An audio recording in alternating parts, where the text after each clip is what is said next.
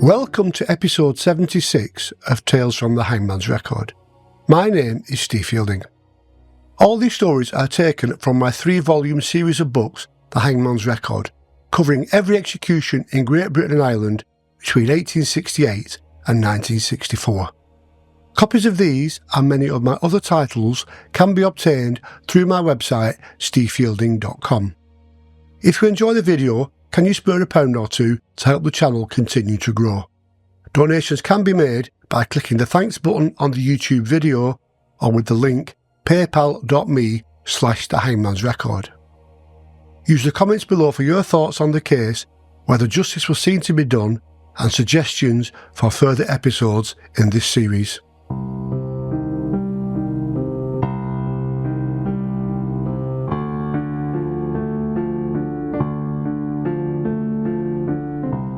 The pages of the Hangman's Record contain many cases where the condemned have attempted to change their testimonies mid-trial. In some cases, like that of Timothy Evans, hanged in March 1950, his downfall was the number of conflicting statements made following his arrest. The prosecution made the jury aware of this and suggested if he had admitted to lying before, what is to say he is not lying now to save himself from the gallows. Likewise, a dozen years later, James Ratty, hanged for what was known as the A6 murder, was another who changed his alibi whilst in the dock. The judges in these situations tended to side with the prosecution, and like in the Evans case, questioned why he had said on oath something he now admitted was a lie, and could they now take this latest version as the truth. Today's tale from the Hangman's Record takes us back to 1937. It is a year that saw the first testing of a jet engine, the coronation of George VI, and the publication of the first issue of the Dandy comic. In world events, the bombing of Guernica took place in the Spanish Civil War by the German Luftwaffe. Air explorer Amelia Earhart vanished while attempting to fly around the world, and the Hindenburg airship disaster is caught on film trying to land in New Jersey. And the Irish Free State now becomes Ireland with Eamon de Valera the first Prime Minister. And, in a small town 50 miles north of London, a brutal murder has the police initially believing the killer was one of their own.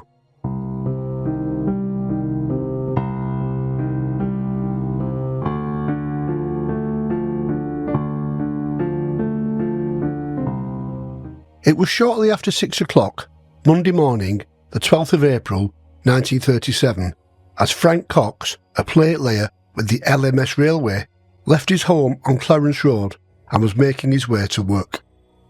His route to the railway took him along the Firs, a narrow path off Plantation Road at Leighton Buzzard, Bedfordshire, in the home counties of England. As he reached a bend near a cottage that stood adjacent to the narrow thoroughfare, known locally as Lover's Lane, he was shocked to find the body of a young woman on her back spread-eagled across the middle of the path. Her head was lying towards him as he approached, and moving closer he could see that blood had streamed from her nose and congealed on the side of her face. She was almost naked, her clothing was torn and her stockings pulled down around her ankles. Her shoes lay a little further away on the path. The body was wet with dew, suggesting it had lain there overnight. It was also clear that no attempt had been made to conceal the body. Cox carefully draped the coat he was carrying over the body and rushed to notify the authorities. Local police, under the command of Superintendent Fawkes and Inspector Kitchener, were soon at the scene and immediately began a murder investigation. Having made a search of the surrounding area, they quickly decided to call Scotland Yard for help. Chief Inspector Bill Barker, assisted by Sergeant Alf Tomlin, quickly headed to Euston Station and a fast train north. Also in the carriage was fingerprint expert Fred Sherrill and Home Office pathologist Dr. John F. Taylor. As well as checking fingerprints, Sherrill made a close study of footprints and deduced from marks near where the body was found that the murderer had knelt in the sandy lane beside her. The body was removed for post-mortem, where Taylor found that the woman had been strangled with her own black and white spotted silk scarf. Although most of her clothing had been torn, she was still wearing her gloves, and while Taylor initially believed that she had been raped, Despite the tearing and removing of her clothes, there had been no sexual assault. But from bruises and cuts on her face, it seemed she had been punched on the nose and had fought in vain against a possible rapist or sex killer, and with no attempt made to hide the body, the killer had probably been disturbed. The assault must have been swift and silent. The body was found next to a cottage occupied by a family with 3 dogs that would bark loudly at the slightest disturbance. On the previous night, the family had slept soundly all night, and the dogs remained silent. A large crowd gathered as the detectives went to work, and the victim was quickly identified as Ruby Ann Keane, an attractive 23-year-old factory worker who lived with her mother, sister and lorry driver brother on nearby Plantation Road, about 300 yards away. Ruby worked at the AC Sphinx spark plug factory in nearby Dunstable. At weekends she liked to go out and have a good time, enjoying the attentions of a number of young men in the district. Ruby was a popular young woman with a large circle of friends and had won a number of foxtrot and other dancing prizes. Described as a pretty and flighty platinum blonde, sporting a modern Eton crop hairstyle, Ruby had recently become engaged to a serving police officer and was due to wed later in the year. Detectives soon amassed valuable forensic evidence from the scene. There were numerous footprints around the body, but there was so much movement during the struggle that most were smudged and unable to give up an adequate cast. But from the 2 saucer-shaped indentations beside the body was evidence that after a desperate struggle, her assailant had knelt beside her as he knotted the silk scarf around her neck. Plaster casts were taken of some of the clear footprints and also the indentations made by someone kneeling. Then there was a startling development. As the murder inquiry progressed, and with detectives aware that Ruby was engaged to a local PC, it soon became clear from the numerous statements that there was a strong possibility that the killer was a policeman.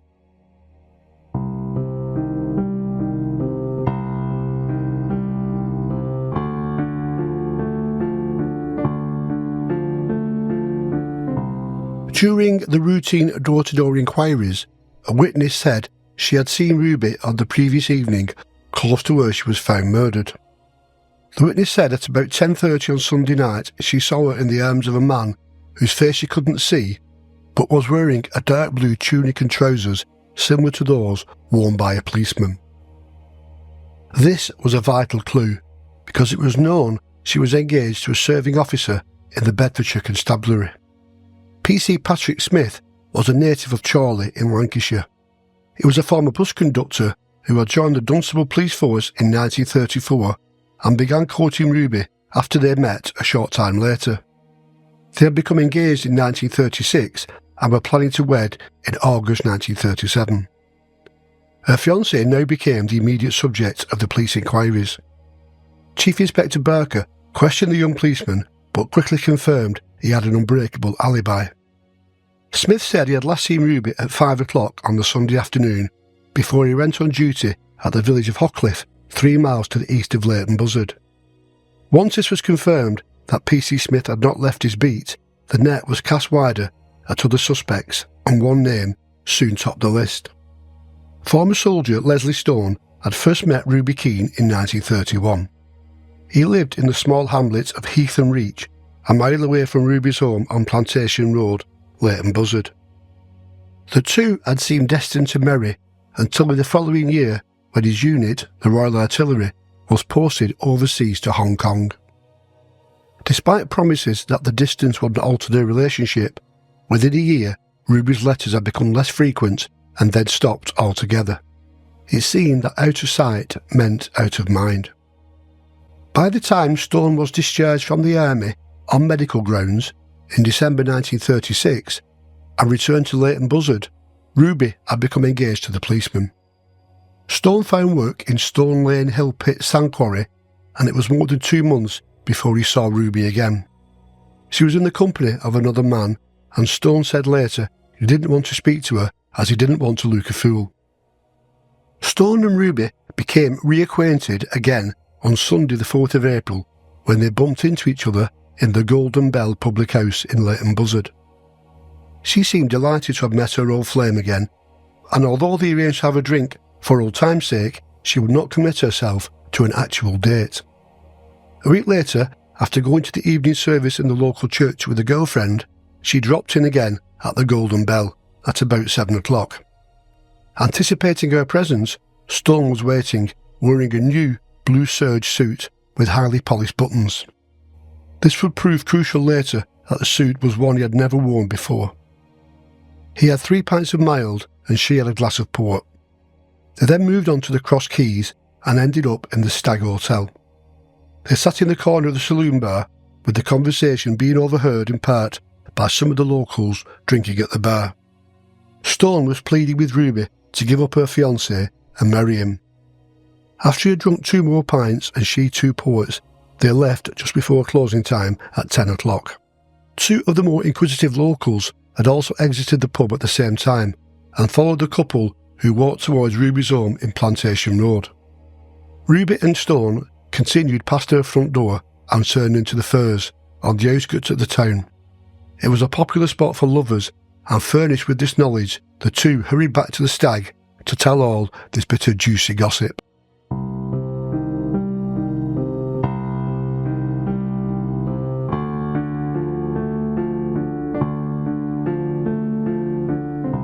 When the Scotland Yard men spoke to Leslie Stone, they learned that he had already spoken to a detective. On Monday, shortly after the body had been discovered, he had called at Dunstable Police Station looking to speak to PC McCarthy. The officer was out on his beat, so he spoke to his wife, who noted that Stone looked very worried and agitated. He told her he'd heard of the murder and wanted to make a statement in order to prove his innocence. Mrs McCarthy put a telephone call through to the murder headquarters at Leighton Buzzard, and a detective was sent to speak to Leslie Stone. Stone said he had been with Ruby the previous night and wanted to make a statement to clear his name. He said that they had been drinking together on the Sunday evening and he had left Ruby outside the Stag Hotel at about 10 o'clock. At this time, the focus of the police investigation was the evidence of the couple in the lane and the possible involvement with the murdered girl of the local policeman. As more statements were taken, detectives spoke to Catherine Andrews, who had seen Ruby, who she knew well, in the company of a hatless man she could not recognise. She saw them enter Lover's Lane and had assumed the man was her fiancé, an assumption easily made as he was wearing a dark blue uniform with silver buttons.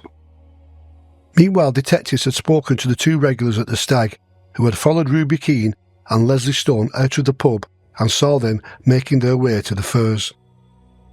When they reviewed Stone's statement, officers knew it was a lie.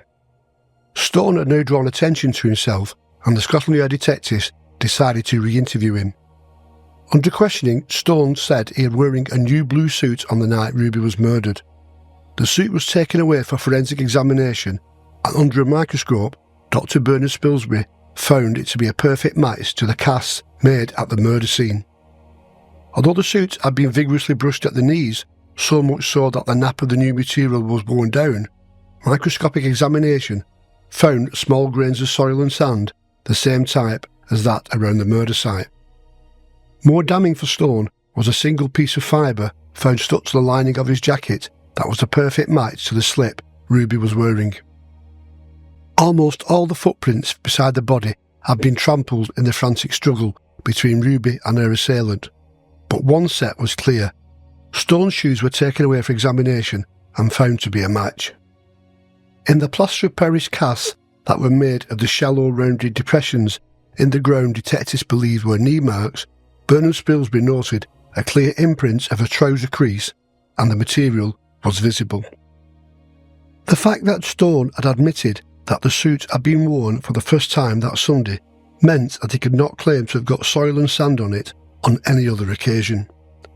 Arrested at his home, Stone was charged with the murder on Wednesday, the 14th of April 1937.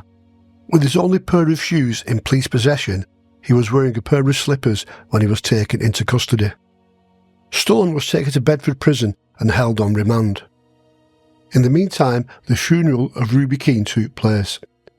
Large crowds lined the route as the procession made its way to Van Dyke Road Cemetery, Leighton Buzzard. There was to be a further 9 remand court appearances before Leslie Stone was arraigned to stand trial in London at the end of June.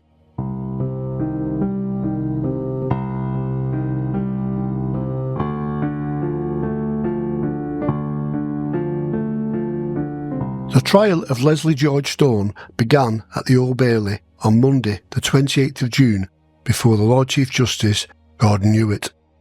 The Chief Prosecutor was Mr Richard O'Sullivan KC, assisted by Christmas Humphreys, while Mr Maurice Healy led for the defence.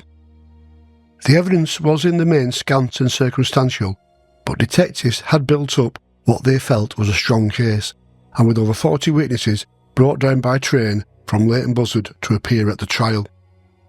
Stone appeared in the dock wearing a pair of shoes he had inherited from his brother who had passed away while Stone was on remand. Mr O'Sullivan told the court that soon after 10 o'clock on that Sunday night, Leslie Stone had strangled Ruby Keane in a quiet lane near her home and tore her clothing, either as she fell or as she lay on the ground. Stone had then told the police he had left Ruby at about 10:15 outside the Stag public house when they went their separate ways. Leaving her, he had walked to his mother's house, reaching home at about 10:45 and went quietly to bed. Next morning he had set off to work at the quarry as if nothing had happened. From indentations in the soft ground, the murderer would have sand on the knees of his trousers.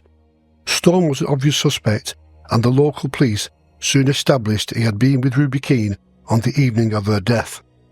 The new blue serge suit he had been wearing had been sent to Scotland Yard Laboratory, and Dr Roach Lynch had found particles of sand on the trousers and a tiny silk thread from the yellow scarf that had been knotted around Ruby's neck on his coat.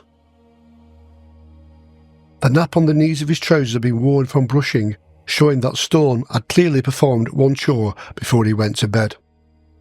At the end of the first day, Stone was returned to Wandsworth Prison from the Old Bailey. It had not been a good day for the former soldier, and after a sleepless night, Stone made the last of his mistakes. He now informed his counsel that he had decided to tell the truth. Stone was noted as slow-speaking, slow-thinking, but not too unintelligent to know that the case he had to answer was almost unanswerable. Nothing made a judge, especially Lord Chief Justice Hewitt, more suspicious than an admission in the witness box that the prisoner had told lies before. A man under arrest might break down under cross-examination. Stories might be shown to be obviously untrue or unlikely, and allowances were made for prisoners on trial for their life.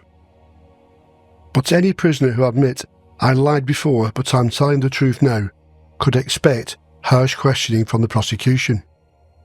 Returned to the dock, Stone now admitted he had been with the girl at the time of her death. It was clear to all in the packed court that Stone's final story bore every mark of a frantic improvisation. He said that reaching the deserted lane, they had kissed and talked of old times. They then recalled an occasion when Ruby had tickled his ears to tease him. Stone said that on that occasion, several years before, he had lashed out at her, but missed and his hand had struck a brick wall instead. The memory of this incident caused the atmosphere to suddenly change. Ruby called him a dirty devil and hit him twice in the face. Stone said her actions caused him to grab her scarf tightly and pull it. "I think I knotted it again after that," he said pathetically. Lord Hewitt frostily asked if she was standing up at the time. "Yes," answered Stone. "She started to fall down and I caught hold of the front of her clothes. I was in a kind of rage. All her clothes tore off as she was falling." Stone said he did not try to interfere with her and walked away thinking she would revive. As the trial drew to a close, the Lord Chief Justice summed up strongly against Stone. The crime, he said, whatever its true dimensions, had been committed as long ago as Sunday the 11th of April. Yet it is this morning that the prisoner has decided to tell the truth. You may ask yourself whether he has told the truth even at this 11th hour. You may have wondered last night, as I confess I wondered, what the defence in this case was going to be. Glancing down at his notes, Hewitt quoted a sentence from Stone's original statement. "After we parted, I could hear footsteps as she went down Plantation Road." You may ask yourself what part, if any part, of this story he now tells you you can trust unless it is corroborated by other testimony. Dismissing any suggestion that the jury should return a verdict of manslaughter, the judge held up a police photograph taken when Ruby's semi-naked body was discovered. Can you honestly believe she was brought into this state as a result of one casual grab?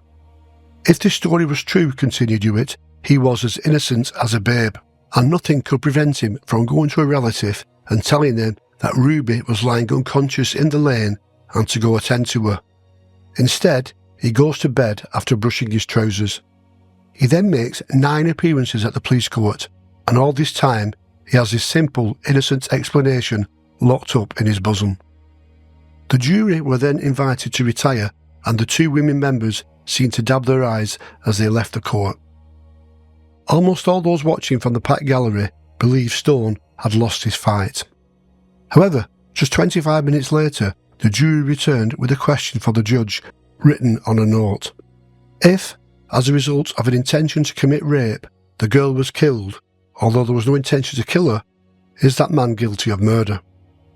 It seemed that the jury were hoping to find a way to avoid bringing in a verdict of murder. Hewitt gave his answer at once. Yes, undoubtedly, he said firmly. There was to be no further retirement. The jury returned to find they agreed that Stone was guilty of murder. The black cap was placed upon the Lord Chief Justice's wig as he sentenced Stone to death on the clearest possible evidence of a brutal, callous murder.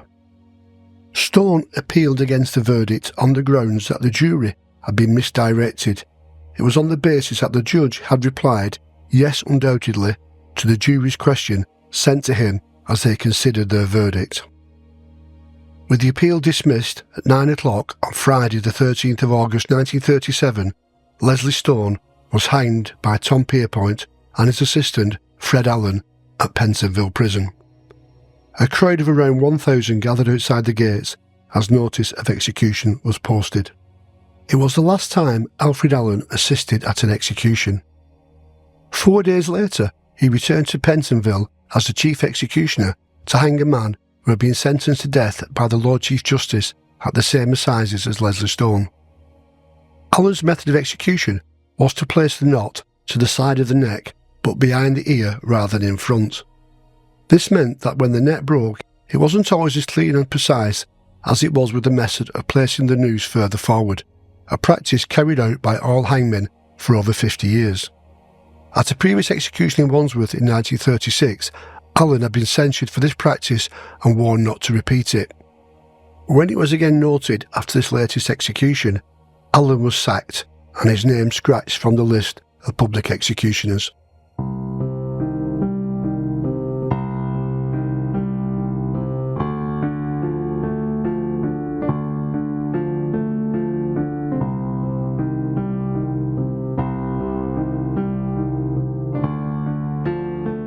Solving the Murder of Ruby Keane by Leslie Stone was a great example of the skills of the scientist in identifying the telltale grains of sand caught in the fibres of his clothes, and how forensic science had developed to be able to show this in court and have it accepted without question.